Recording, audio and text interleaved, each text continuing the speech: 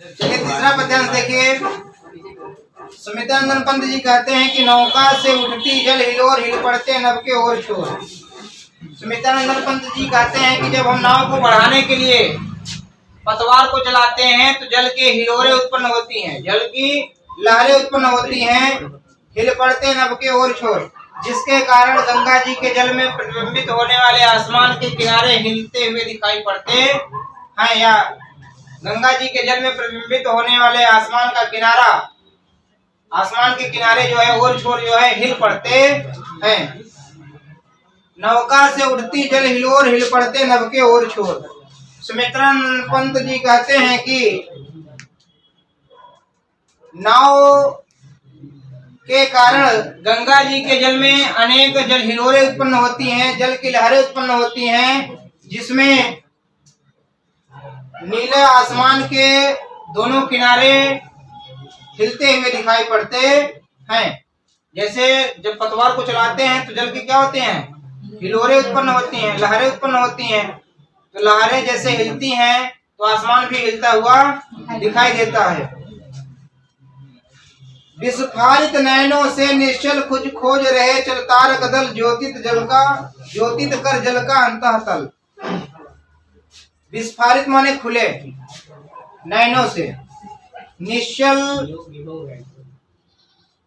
माने निश्चिंत होकर के कुछ खोज रहे चल तारक दल। तारक दल माने तारागणों का समूह, तारा का समूह या तारागण कह लीजिए। ज्योतित माने प्रकाशित कर, जल का अंतःतल माने जल का निचला हिस्सा। अब देखिए जैसे अंधेरे में हमको कुछ खोजना होता है तो हम टार्च जला करके खोजते हैं, तो आसमान में अनेक तारे जो है चमक रहे हैं, आसमान में अनेक तारे चमक रहे हैं और आसमान भी गंगा जी के जल में प्रतिबिंबित हो रहा है। तो सुमित्रानंद पंत जी कहते हैं कि गंगा जी के जल में प्रतिबिंबित होने वाले तारागणों को देख करके ऐसा लगता है कि मानो ये तारागण गंगा जी के निचले हिस्से को, जमीन वाला हिस्सा जो है, निचले हिस्से को प्रकाशित करके खुले नेत्रों से कुछ खोजने का प्रयास कर रहे हैं। विस्फारित नेत्रों नयनों से निश्चल कुछ खोज रहे चल तारक दल, ज्योतित कर जल का अंतःतल। सुमित्रानंद पंत जी कहते हैं कि गंगा जी में प्रतिबिंबित होने वाले तारागणों को देख करके ऐसा लगता है कि मानो ये तारागण गंगा जी के निचले हिस्से को, अंतःतल को प्रकाशित करके खुले नेत्रों से कुछ खोजने का प्रयास कर रहे हैं। जिनके लग दीपों को चंचल अंचल की ओट किया विराट फिरती लहरें लुकी पल पल। सुमित्रानंद पंत जी कहते हैं कि गंगा जी में हमें एक छोटा सा द्वीप दिखाई देता है। देखिए गर्मियों के ऋतु, गर्मियों के समय में क्या होता है कि जहाँ का जमीन अगर ज्यादा ऊपर उठा हुआ होता है तो वहाँ का पानी सूख जाने के कारण वहाँ टापू सा बन जाता है, और टापू जब बन जाता है तो गंगा जी में जो लहरें उत्पन्न होती हैं, गंगा जी से लहरें शुरू हुई और टापू से टकराने के बाद फिर गंगा जी में वापस आती हैं और वापस आने के बाद समाप्त हो जाती हैं।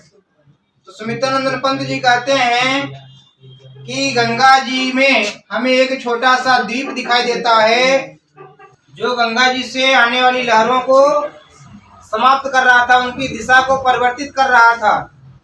और इन लहरों को देखकर कैसा लगता है कि मानो ये लहरें उस छोटे से द्वीप के साथ लुका छिपी का खेल खेल रही है। सामने शुक्र की छवि झलमल पैरती परी सी जल में कल। इसमें उपमा अलंकार है। परी माने अप्सरा। सुमित्रानंद पंत जी कहते हैं कि गंगा जी के जल में शुक्र तारा भी जो है प्रतिबिंबित हो रहा था, शुक्र तारा भी प्रतिबिंबित हो रहा था, जिसे देखकर के ऐसा लगता है कि मानो कोई अप्सरा जो है जल में तैर रही हो, गंगा जी के जल में तैर रही हो। रूप हले कचो में हो ओझल। रूप हरे माने सुंदर, कचो माने बाल। जैसे कोई स्त्री अगर पानी में तैरेगी तो उसके बाल क्या होंगे, कभी कभी उसके मुख के समीप आएंगे और जिससे उसके मुख की सुंदरता छिप जाएगी। तो गंगा जी में लहरें उत्पन्न होती हैं, तो लहरों का समानता किससे किया गया, अप्सरा के बालों से। शुक्र तारा की समानता किससे किया गया, अप्सरा से। तो सुमित्रानंदन पंत जी कहते हैं कि गंगा जी के जल में शुक्र तारा भी प्रतिबिंबित हो रहा था, जिसे देखकर के ऐसा लगता है कि मानो कोई अप्सरा जो है गंगा जी के जल में तैर रही है, और गंगा जी में उत्पन्न होने वाली लहर रूपी सुंदर बाल के कारण उसका मुख जो है छिप जाता है।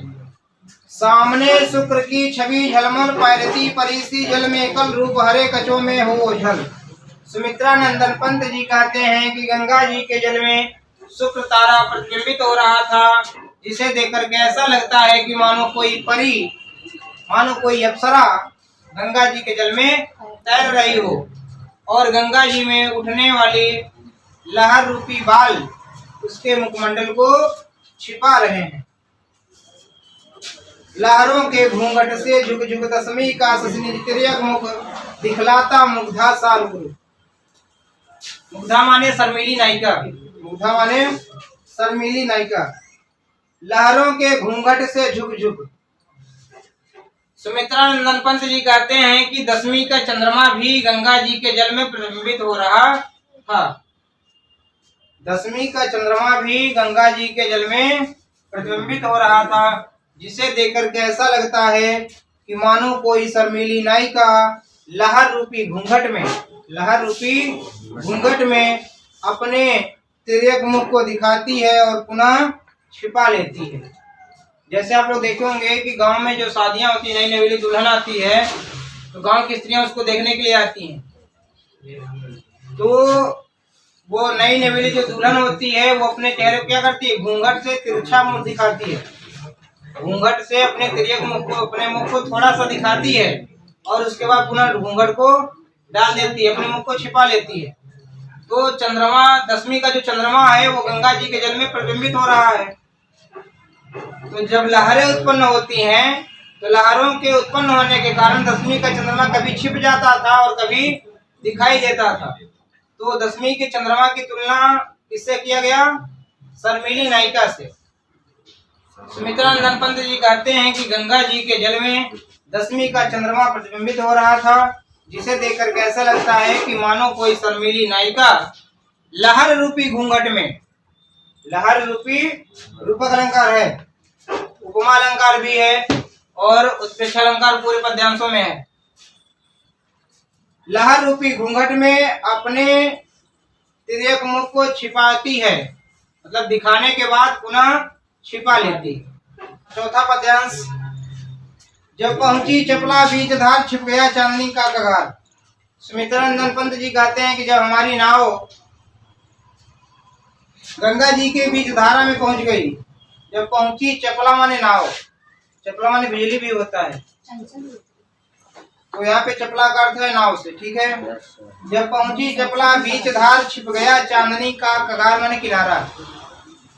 सुमित्रानंदन पंत जी कहते हैं कि जब हमारी नाव गंगा जी के बीच धारा में पहुंच गई, तो चांदनी प्रकाश से प्रकाशित होने वाला गंगा जी का किनारा दिखाई देना बंद हो गया। जब पहुंची चपला बीच धार छिप गया चांदनी का कगार।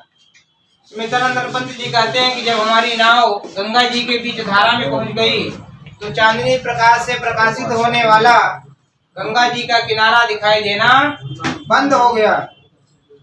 दो बाहों से दूरस्थ तीर धारा का कृष कोमल शरीर आलिंगन करने को अधीर। बाहों माने भुजाओं, कृष माने होता है दुबली पतली, कृष माने दुबली पतली। दो बाहों से दूरस्थ तीर धारा का कृष कोमल शरीर आलिंगन करने को अधीर। सुमित्रानंदन पंत जी कहते हैं कि दो भुजाओं के समान दूर स्थित दोनों किनारों को देख करके ऐसा लगता है कि मानो ये किनारे दुबली पतली कोमल शरीर वाली गंगा को आलिंगन माने गले लगाने के लिए, अधीर माने उत्सुक है या व्याकुल है। सुमित्रानंदन पंत जी कहते हैं कि दो भुजाओं के समान, उपमा अलंकार कर लीजिएगा, दो भुजाओं के समान दूर स्थित दोनों किनारों को देख करके ऐसा लगता है कि मानो ये दोनों किनारे दुबली पतली कोमल शरीर वाली गंगा को आलिंगन करने के लिए उत्सुक हैं। अति दूर क्षितिज पर बिटप माल भ्रू रेखा लगती भ्रू रेखा सी अराल। भ्रू रेखा सी अराल में उपमा अलंकार है। अति दूर माने अत्यधिक दूरी पर, क्षितिज माने क्षितिज वाक्यांश के लिए एक शब्द में पूछा जाता है कि वह स्थान जहाँ पृथ्वी और आसमान मिलते हुए दिखाई देते हैं। खुले मैदान में चले जाइए ग्राउंड में, तो जब देखेंगे तो लगता है आसमान और पृथ्वी जाके वहाँ मिल रहे हैं, तो जहाँ पर मिलते हुए दिखाई देते हैं उसी स्थान को बोलते हैं क्षितिज। क्षितिज। अति दूर क्षितिज पर बिटप माल, बिटप माने वृक्ष, माल माने समूह, वृक्षों का समूह। सुमित्रानंद पंत जी कहते हैं कि अत्यधिक दूरी पर क्षितिज पर दिखाई देने वाले वृक्षों के समूह भ्रू रेखा के समान लगते हैं। अत्यधिक दूरी पर क्षितिज पर वृक्षों का समूह भ्रू रेखा के समान दिखाई पड़ता है, अर्थात बहुत छोटे छोटे दिखाई देते हैं। अपलक नभ नील नयन विशाल, और आसमान को देखकर कैसा लगता है कि मानो यह नीला आसमान अपने विशाल नेत्रों के द्वारा बिना पलक झपकाए हुए अपनी प्रियतमा को देख रहा है। माँ के उर पर शिशा समीप सोया, धारा में एक द्वीप उर्मिल प्रवाह को कर प्रतीक। सुमित्रानंद पंत जी कहते हैं कि गंगा जी के बीच में एक द्वीप दिखाई देता है, जिसे देखकर कैसा लगता है कि मानो किसी माँ के हृदय पर छोटा सा शिशु सो रहा है, और वह द्वीप गंगा जी से आने वाली धाराओं की दिशा को परिवर्तित कर रहा था। वह कौन विहग क्या विकल कोक उड़ता, हरने निज विदा शोक छाया की कोकी को बिलो। सुमित्रानंद पंत जी कहते हैं कि हमें एक पक्षी उड़ता हुआ दिखाई देता है, और हमारे मन में विचार आता है कि यह पक्षी कौन हो सकता है। क्या यह व्याकुल चकवा पक्षी है जो अपने विरह शोक को दूर करने के लिए अपनी छाया में अपनी प्रियतमा चकवी को समझ करके उसे पाने का प्रयास कर रहा है। देखिए, चकवा और चकवी, चकवा और चकवी दो पक्षी ऐसे हैं जो जलाशय के पास रहते हैं। जहाँ पानी का ढेर ज्यादा होता है वहीं पर ये निवास करते हैं। तालाबों में, नदियों में ये रहते हैं, ठीक है। और ये रात्रि में चलते हैं, और रात्रि में जब बिछड़ जाते हैं तो एक दूसरे को पाने के लिए इधर उधर भटकते रहते हैं, और जैसे सूर्योदय होता है, सुबह होता है, फिर आपस में मिल जाते हैं। तो वह कौन विहग क्या विकल कोक। सुमित्रानंद पंत जी कहते हैं कि हमें एक पक्षी उड़ता हुआ दिखाई देता है, जिसे देख करके हमारे मन में विचार आता है कि यह पक्षी कौन हो सकता है। क्या यह व्याकुल अवस्था को प्राप्त चकवा पक्षी है जो अपने विरह शोक को दूर करने के लिए, अपने विरह शोक को दूर करने के लिए अपनी छाया में अपनी प्रियतमा चकवी को पाकर या देख करके उसे पाने का प्रयास कर रहा है।